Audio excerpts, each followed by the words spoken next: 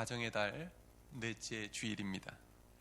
우리는 우리 가정을 건강하고 행복하게 지켜나갈 수 있는 5가지의 가정 백신에 대해서 한 주에 한 가지씩 소개를 드리고 있습니다.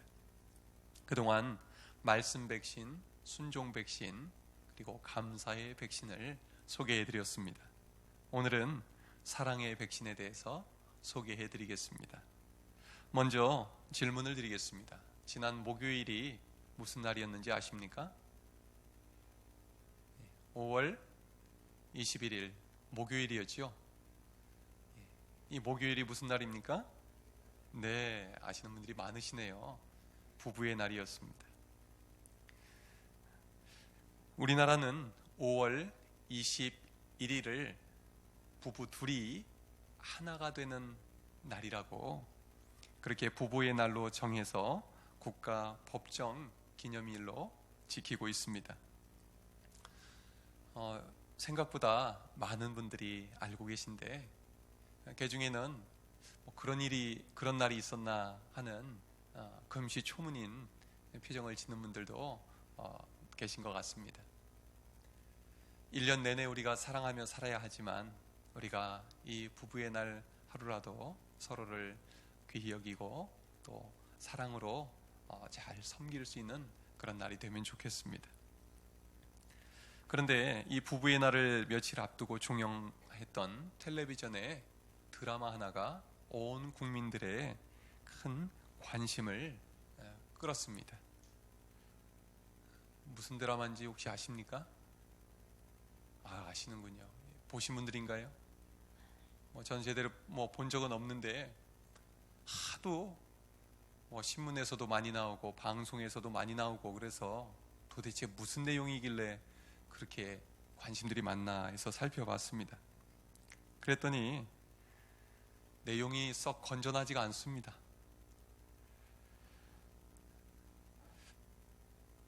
이렇게 내용이 별로 바람직하지 않은데도 왜 그렇게 많은 관심을 끌었을까 생각을 해보니까 가정이 병들어 있는 이 시대의 단면을 보여주고 또 우리 국민들의 많은 관심을 끌게 된 것이 아니었는가 하는 생각을 하게 됐습니다. 가장 완벽하고 행복하고 견고한 집과 같았던 이 여주인공의 가정이 어느 날 갑자기 허물어져 내리기 시작합니다. 그녀를 둘러싼 모든 것이 하나하나 무너져 내리더니 마지막에는 완전히 무너진 채 끝납니다. 이 집이 무너진 근본 원인이 무엇이었을까요? 여러 가지 외적인 요인들이 있을 것입니다. 그러나 가만히 들여다보면 잘못된 내면의 기초 위에 가정이 세워졌기 때문입니다. 이 부부는 어린 시절 가정에서 받은 상처를 치유받지 못한 채 병든 마음으로 어른이 되었습니다. 그리고 가정을 이루게 됩니다.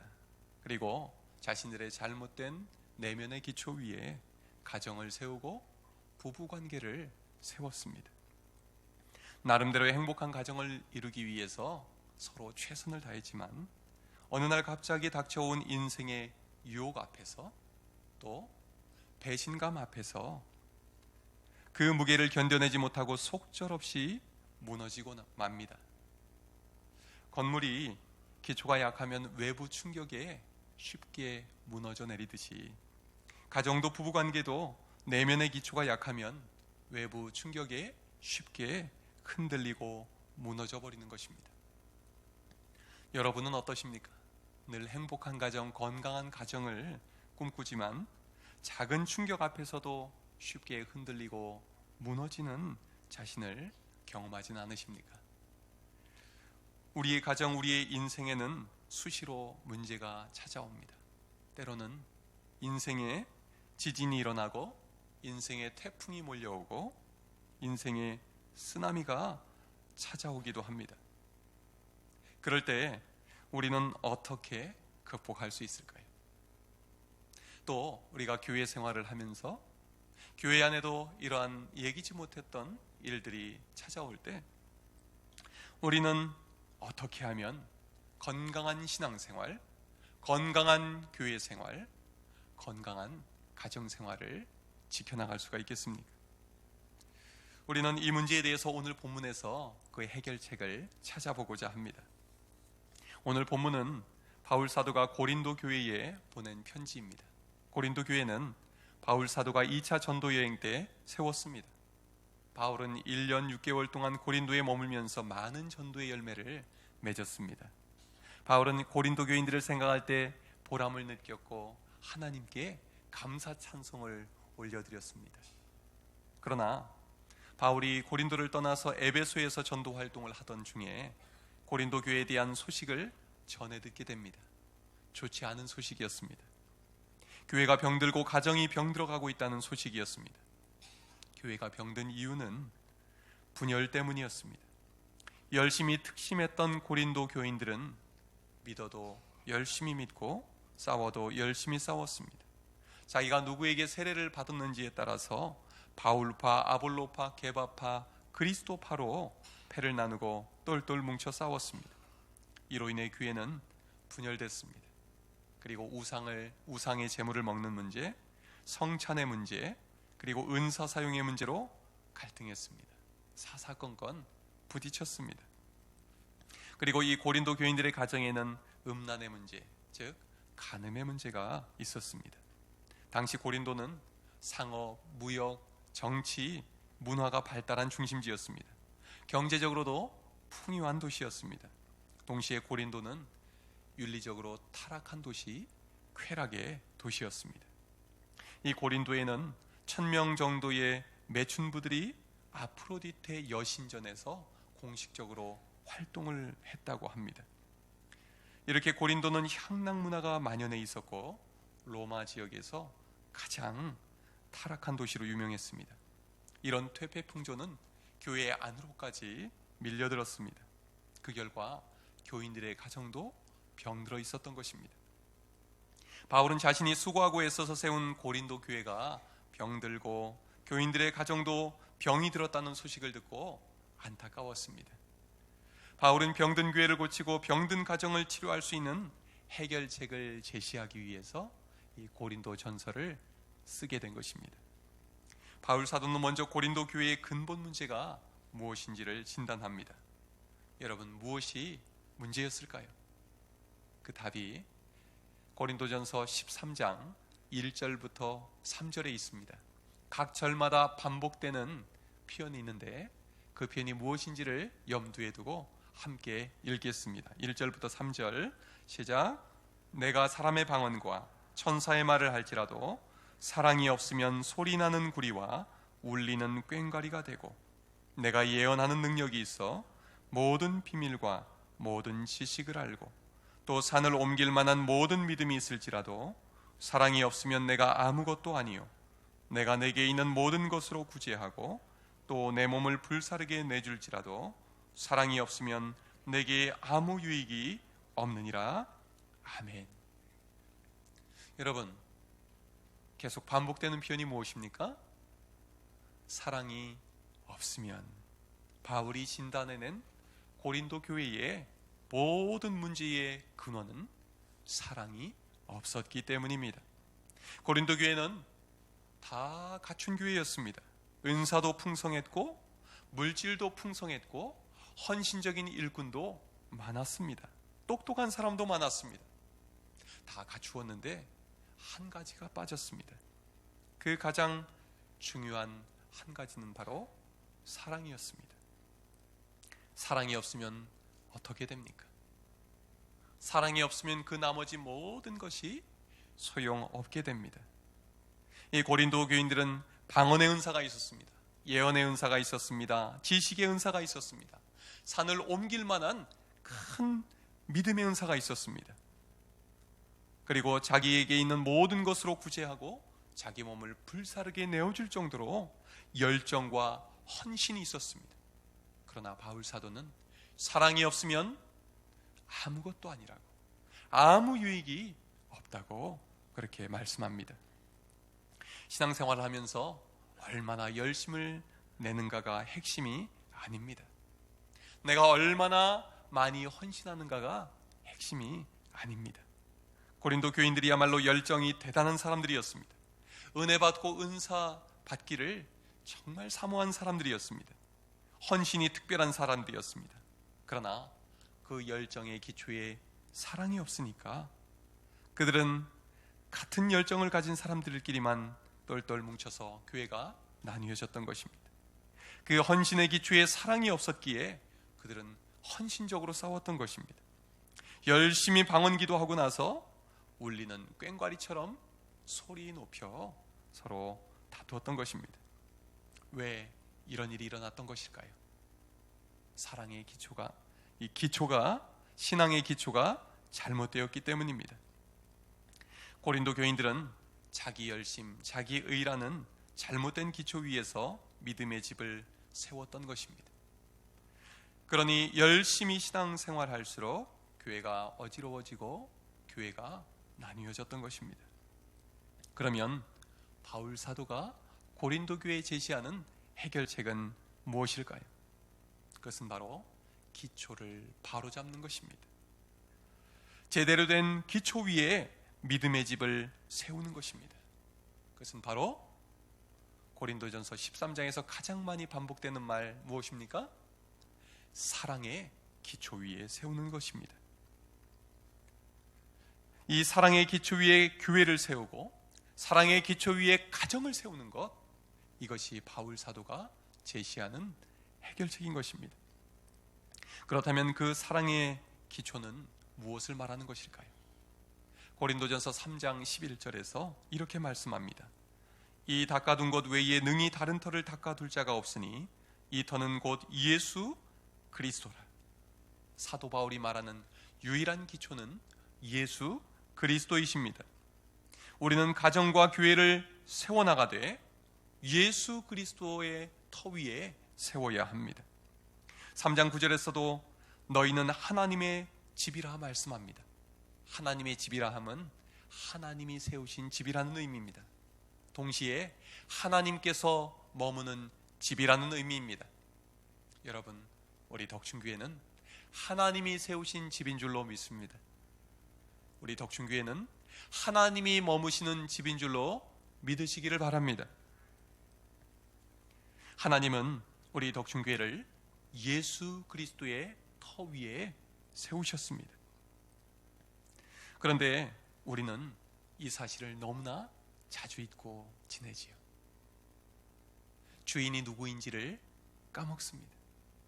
누가 처음 세운 건축자인지를 우리는 잊기 쉽습니다. 그래서 내가 주인인 것처럼 착각하기가 쉽습니다. 교회에서뿐만 아니라 가정에서도 내가 주인이라고 생각하기가 쉽습니다.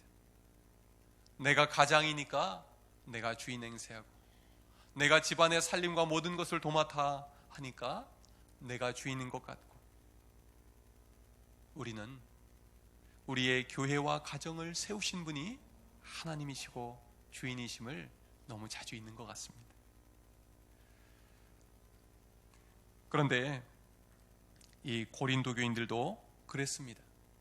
예수 그리스도의 터 위에 서 있음을 잊어버리고 자기 열심 가지고 열심히 신앙생활하면서 교회를 든든히 세워나가기보다 그 열심으로 서로 공격하고 교회를 허물어뜨렸던 것입니다. 바울 사도는 고린도 교인들에게 말씀합니다. 그리스도께서 나를 보내심은 오직 복음을 전하게 하려 하심이로되 우리는 십자가에 못 박힌 그리스도를 전하니 유대인에게는 거리끼는 것이요 이방인에게는 미련한 것이로되 오직 부르심을 받은 자들에게는 유대인이나 헬라인이나 그리스도는 하나님의 능력이요 하나님의 지혜니라. 교회는 십자가에 못 박히신 예수 그리스도의 터 위에 든든히 서 있을 때만 능력이 나타납니다. 그 어떤 시련이 와도 예수 그리스도의 십자가의 복음에 터 있는 교회는 능히 이겨내는 줄로 믿습니다. 우리의 가정에 어떠한 어려움이 닥쳐와도 예수 그리스도의 사랑의 복음의 터 위에 서 있는 가정은 그 어떤 고난도 넉넉히 이겨내는 줄로 믿습니다. 그러나 교회가 서 있는 터, 우리 가정이 서 있는 기초를 잊어버릴 때 우리는 무력해집니다. 작은 시험에도 흔들리고 무너지게 됩니다. 그래서 바울 사도는 3장 16절에서 이렇게 말씀합니다. 너희는 너희가 하나님의 성전인 것과 하나님의 성령이 너희 안에 계시는 것을 알지 못하느냐. 누구든지 하나님의 성전을 더럽히면 하나님이 그 사람을 멸하시리라. 하나님의 성전은 거룩하니 너희도 그러하니라. 바울 사도는 고린도 교인들을 일깨웁니다. 너희들은 하나님의 성전이다. 하나님이 너희의 주인이시다. 하나님이 너희들을 예수 그리스도의 사랑의 기초 위에 세우셨다. 요한복음 13장 34절에서 예수님은 이렇게 말씀하시죠. 새 계명을 너희에게 주노니 서로 사랑하라. 내가 너희를 사랑한 것 같이 너희도 서로 사랑하라. 예수 그리스도의 사랑의 터 위에 우리의 믿음의 집을 지어나갈 수 있기를 바랍니다. 예수 그리스도의 사랑의 터 위에 우리의 가정을 세워나갈 수 있기를 바랍니다. 예수 그리스도의 사랑의 터 위에 우리 교회를 든든히 세워나갈 수 있기를 바랍니다. 그렇다면 예수 그리스도의 이 사랑의 터 위에 우리는 어떤 집을 지어야 합니까? 고린도전서 3장 10절 이하에서 바울 사도는 이렇게 말씀합니다. 내게 주신 하나님의 은혜를 따라 내가 지혜로운 건축자와 같이 터를 닦아두매 다른 이가 그 위에 세우나 그러나 각각 어떻게 그 위에 세울까를 조심할지니라. 건물을 지을 때 튼튼한 기초도 중요하지만 기초가 잘 닦여 있으면 그 다음에 그 좋은 기초 위에 어떤 집을 짓느냐가 중요합니다. 그 위에 어떤 재료를 사용해서 집을 짓는지에 따라서 그 다음에 그 집의 미래가 결정되는 것입니다. 사도 바울은 예수 그리스도의 기초 위에 금이나 은이나 보석이나 나무나 풀이나 집이나 어떤 재료를 가지고도 지을 수 있다 말합니다. 하지만 불시험이 임한 뒤에 그 진가가 나타날 것이다 라고 말합니다. 여러분, 불이 타고 나면 무엇이 남을까요? 금, 은, 보석, 나무, 풀, 집, 각각의 재료로 집을 지었다면 불이 붙고 나면 무엇이 남겠습니까? 나무와 풀과 짚은 다 타고 재만 남을 것입니다. 그러나 금이나 은이나 보석으로 지은 집은 그대로 남아있을 것입니다. 지난번에 이천 화재 참사 정말 온 국민들의 마음을 아프게 했죠. 화재의 원인을 여러 가지로 조사했는데 그 중에 중요한 이유 중에 하나가 규격에 맞지 않는 싼 재료를 사용했답니다. 불에 타지 않는 재료, 좀 비싼 재료를 썼으면 그렇게까지는 안 됐을 것인데 비용을 절약하고 또 빨리 진행을 하기 위해서 서두르다가 좋지 않은 재료, 쓰지 말아야 할 재료를 썼다가 크게 불길에 휩싸이면서 온 건물이 다 불타버리고 인명피해가 났던 것이죠. 여러분, 우리는 믿음의 집을 짓되 성경에서 가르쳐 주시는 좋은 재료로 지어나갈 수 있기를 바랍니다. 그 어떤 시련의 불이 닥쳐와도 끄떡 없는 그런 집을 지을 수 있는 좋은 재료가 바로 오늘 본문 4절부터 7절에 나옵니다. 우리 함께 읽겠습니다. 4절에서 7절 시작. 사랑은 오래 참고 사랑은 온유하며 시기하지 아니하며 사랑은 자랑하지 아니하며 교만하지 아니하며 무례히 행하지 아니하며 자기의 유익을 구하지 아니하며 성내지 아니하며 악한 것을 생각하지 아니하며 불의를 기뻐하지 아니하며 진리와 함께 기뻐하고 모든 것을 참으며 모든 것을 믿으며 모든 것을 바라며 모든 것을 견디느니라. 아멘. 이 하나하나의 내용은 우리가 사랑의 집을 지어갈 귀한 재료들입니다. 오늘 이 사랑의 집을 지어나가는 제일 첫 번째 나온 것이 무엇입니까? 사랑은 오래 참는 것입니다. 오래 참지 않고 사랑을 지켜나갈 수가 없습니다. 그러나 오래 참기만 하면 어떻습니까?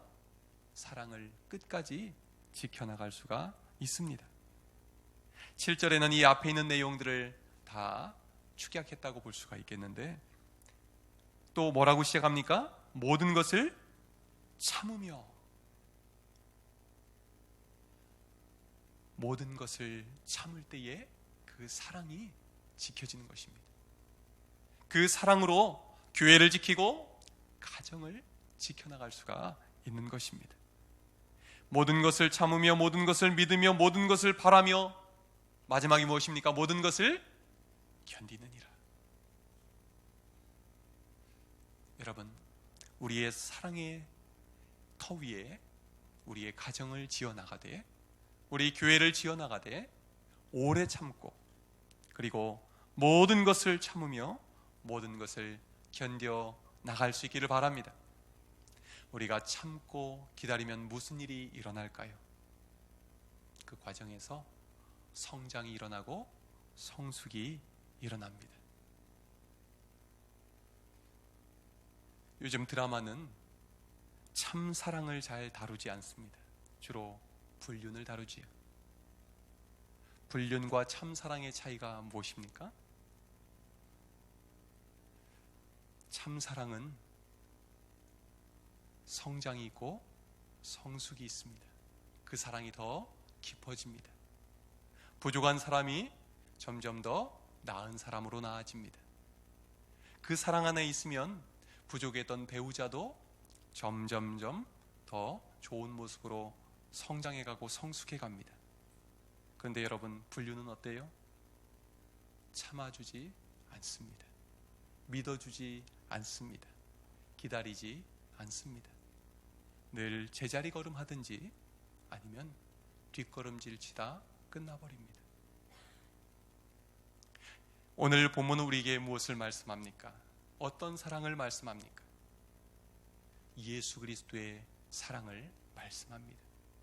우리 중에 그 누가 이러한 사랑을 할 수가 있겠습니까? 사랑은 오래 참고, 사랑은 온유하며, 시기하지 아니하며, 자랑하지 아니하며, 교만하지 아니하며, 무례히 행하지 아니하며, 자기의 유익을 구하지 아니하며, 성내지 아니하며. 다 알고 있고 하고 싶지만 우리 힘으로 안 되잖아요. 그러나 이렇게 한 분이, 딱 한 분이 계시죠? 누구입니까? 예수님입니다. 예수님께서 먼저 이렇게 사랑하셨고, 내가 너희를 사랑한 것 같이, 내가 너희를 이렇게 사랑해 준 것 같이 너희도 서로 사랑하라 말씀하십니다. 그 말씀은 무슨 말씀일까요? 우리가 할 수도 없는 그 사랑을 하라고 시험하시는 것이 아닙니다. 내가 너희를 사랑한 그 사랑으로 너희에게 부어주겠다. 내가 너희에게 약속한 성령님이 너희에게 임하시면 너희에게 권능이 임하게 될 것이다. 그 권능은 어떤 권능입니까? 사랑의 권능입니다. 내 힘으로는 절대로 사랑할 수 없는 그 사람을 사랑할 수 있는 권능, 내 힘으로는 절대로 참아줄 수 없는 사람을 참아줄 수 있는 권능입니다. 나는 성질이 급해서 온유한 사람이 아닌데 예수 그리스도의 십자가의 사랑에 기초를 두고 성령 충만함을 입을 때 나에게, 이 성질 급한 나에게 온유함이 임하는 것입니다. 모든 것을 믿고, 모든 것을 바라고, 모든 것을 견뎌낼 수 있는 그 사랑을 주님이 우리 위에 부어주시겠다 말씀하시는 것입니다. 그러면 여러분, 그렇지 않으면서도 사랑을 할 수가 있는 것일까요? 그렇지요. 우리 자신의 사랑을 돌아보면 됩니다. 우리는 가족 간에 사랑한다 하면서 오래 참지 못할 때가 너무 많습니다. 아니, 참아주다가 오래오래 참다가 한번 터뜨리면 정말 무섭게 터뜨리는 경우가 많이 있지요. 우리는 사랑한다는 이름으로 상처를 줍니다. 가장 사랑하는 대상에게 가장 큰 상처를 주지요. 그래서 부부간에 상처를 주게 되고, 부모가 사랑하는 자식에게 가장 큰 상처를 주는 것 아니겠습니까? 우리 힘으로는 사랑할 수 없습니다. 아니, 사랑할 수는 있는데 그 사랑이 내가 사랑하는 사람을 다치게 만들죠. 우리 교회는 어떻습니까?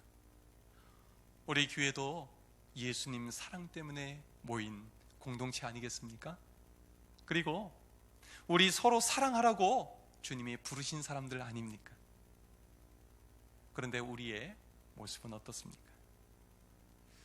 전에 우리 교회에 등록한 새가족 중에 한 분이 그런 얘기를 하시더라고요.